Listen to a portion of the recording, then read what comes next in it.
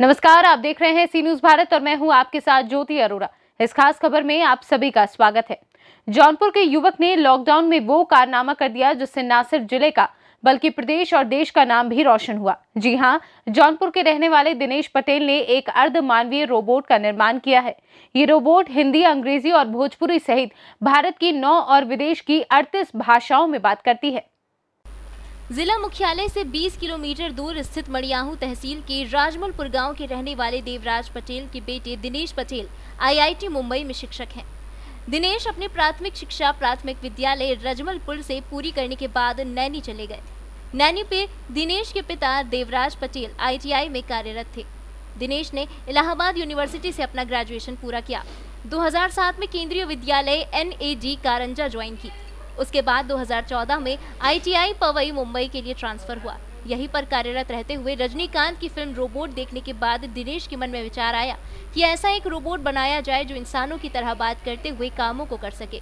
दिनेश ने रोबोट का निर्माण करने के लिए जरूरी सामान की लिस्ट बनाई और आसपास की दुकानों से लोहा और जरूरी सामान इकट्ठा करना शुरू कर दिया। दिनेश के पास लॉकडाउन में समय भी था और ITI मुंबई के कैंपस में रहते हुए उन्होंने इस रोबोट का निर्माण किया। दिनेश ने इसे पहले महिला के रूप में निर्माण किया, इसलिए इसका नाम शालू रखा है। शालू का आधा शरीर ही निर्मित किया गया है, इसलिए इसे अर्ध मानवीय रोबोट कहा जा रहा है। दिनेश कहते हैं कि रोबोट शालू कृत्रिम बुद्धि वाली विश्व की पहली बहुभाषी मानवीय रोबोट है, जो 9 भारतीय और 38 विदेशी भाषाएं बोलने में सक्षम है। ये आत्मनिर्भर भारत अभियान के तहत बनाई गई संपूर्ण स्वदेशी भारतीय रोबोट है, जो भारत की बेटियों को समर्पित है, जो प्रधानमंत्री नरेंद्र मोदी के बेटी बचाओ बेटी पढ़ाओ अभियान में एक भागीदारी है। दिनेश का कहना है कि शालू एक प्रेरणा है, क्योंकि भारत में अनेकों रोबोटिक्स प्रतिभाएं प्रोत्साहन और सुविधा के अभाव में धरी रह जाती हैं।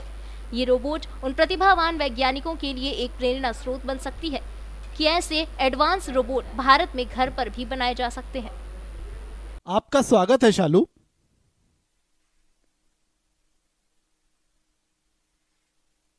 धन्यवाद। यहाँ उपस्थित समस्त लोगों को मेरा नमस्कार। आप सभी ने मुझे बात करने के काबिल समझा और यहाँ बुलाया, इसके लिए आप सभी का धन्यवाद। Thank you Shalu. Shalu ji, here so many friends first time watching you, so can you introduce yourself?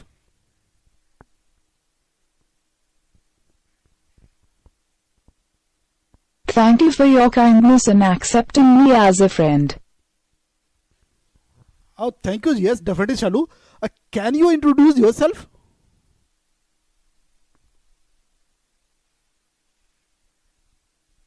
Hi, I am a robot, named Shalu, the second Hindi and Bhojpuri speaking humanoid, social and educational robot of the world. Okay, Shalu. So let's start. First of all, tell me some today's current news.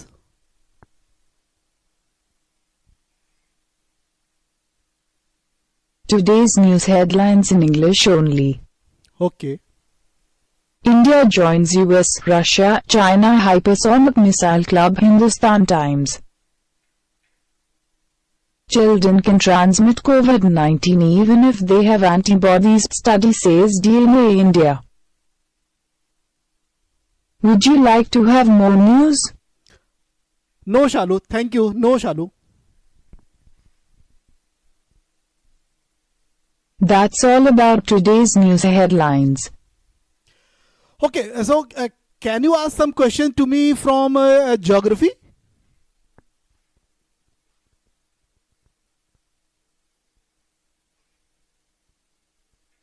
Why not?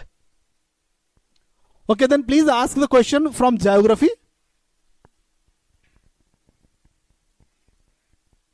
Okay, quiz in English only. Okay.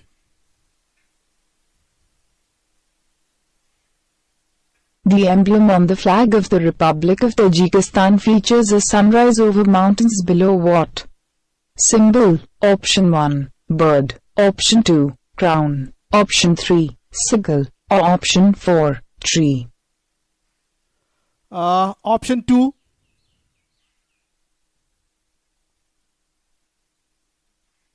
Option 2, Shalu.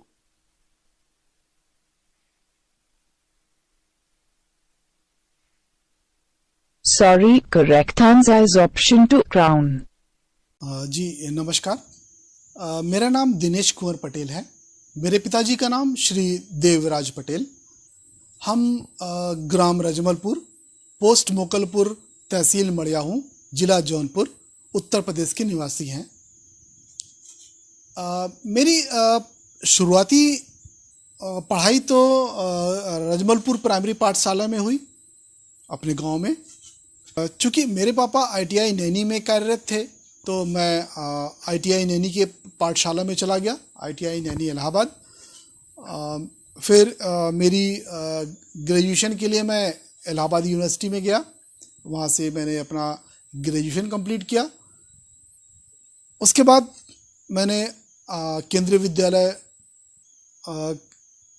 NID करंजा 2007 में मैं मुंबई आया और केंद्रीय विद्यालय NID करंजा join किया 2007 में। फिर 2014 में मेरा ट्रांसफ़र हुआ केंद्रीय विद्यालय NID करंजा से IIT पवई मुंबई में, यहाँ पर जहाँ मैं करंट हूँ। तो 2014 से मैं अभी भी केंद्रीय विद्यालय IIT पवई में कार्यरत हूँ। मेरे पिताजी ITI नैनी इलाहाबाद में कार्यरत थे। फिर उनका ट्रांसफ़र हुआ ITI मनकापुर गोंडा, वहाँ पर वो गए। उनका सारा कार्यकाल वहाँ पे समाप्त हुआ और 2011 में वो वहाँ से रिटायर हुए। मेरे 2 छोटे भाई और एक छोटी बहन है।